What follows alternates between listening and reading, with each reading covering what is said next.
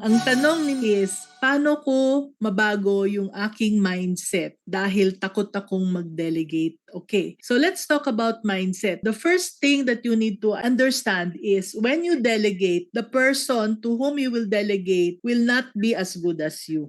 Talagang mas magaling ka kasi negosyo mo yan eh. So, as far as kagalingan, hindi sila kasing galing. Pero, merong tinatawag na learning curve. Ngayon, hindi siya magaling, pero eventually, gagaling din siya. Some people I delegate, if I am 100%, they will always be 75%.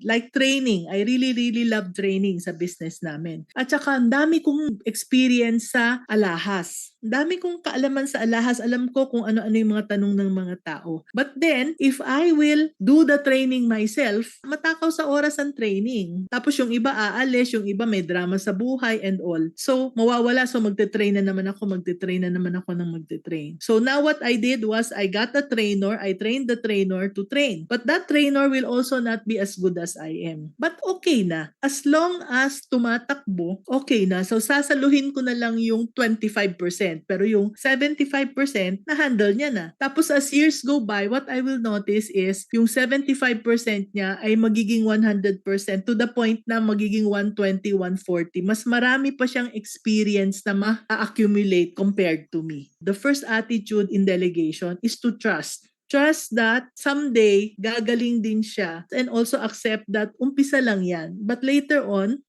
so may process sa training. May process sa training, may process sa delegation. And again, I don't want to go into that now. So that's the first one. No? Sabi mo, paano ko maibibigay sa kanya yung trabaho ko na hindi siya kasing galing ko? Yun. Trust lang na umpisahan tapos tututukan natin hanggang ma-reach niya yung 75% or more. That's the first one. There are steps to that. The second one, wala silang malasakit sa business ko. Ay talaga, syempre business mo yan. They will never have as much malasakit as you are. But then the nice thing about us Pinoys, tayong mga Pinoy, we are very relational. So if you treat them well, they will treat you back in a better way pa. So again, it's trust. Trusting that, wala siyang malasakit. It's just like pag nag-umpisa kayo, hindi pa kayo ganito ka-close. Are you married?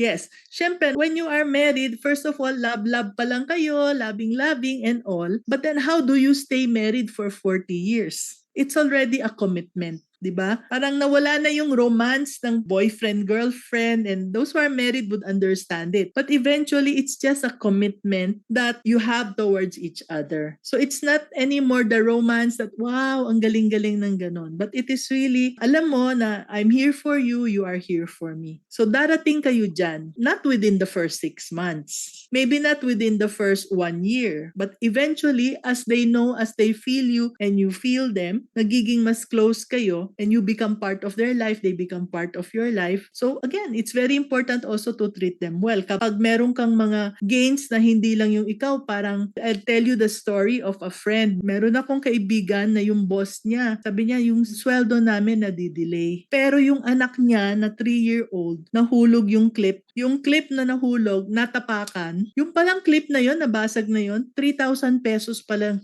clip na yon na imported, na branded. Ang sama ng loob nila kasi sila, ang sweldo nila that time was only 6,000 a month. So, kinsena nila is 3,000. Imagine yung bata, yung anak niya, 3,000 na clip, nakakabili siya tapos yung sweldo namin. Hindi nila nabibigay on time. Which means na hindi nila nakita yung malasakit sa kanila nung kanilang boss. And when that happens, andun na lahat ng sabotahe, lahat na ng mga bad-mouthing and all. So, they really have to feel you also. You need to actually love them first before they will love you back. And they can feel it. So yun yung dalawang attitude. Trusting and alam mo mga kasama mo yun and also to be open to help them. Mahabang usapan yung dealing with people. But I'm happy, congratulations at maganda yung problema mo because you already have a business. Yung iba, paano mag-umpisa ng negosyo, paano to make sure that it will make money, it will be successful. But yours, it's already successful though, so that's a very exciting journey.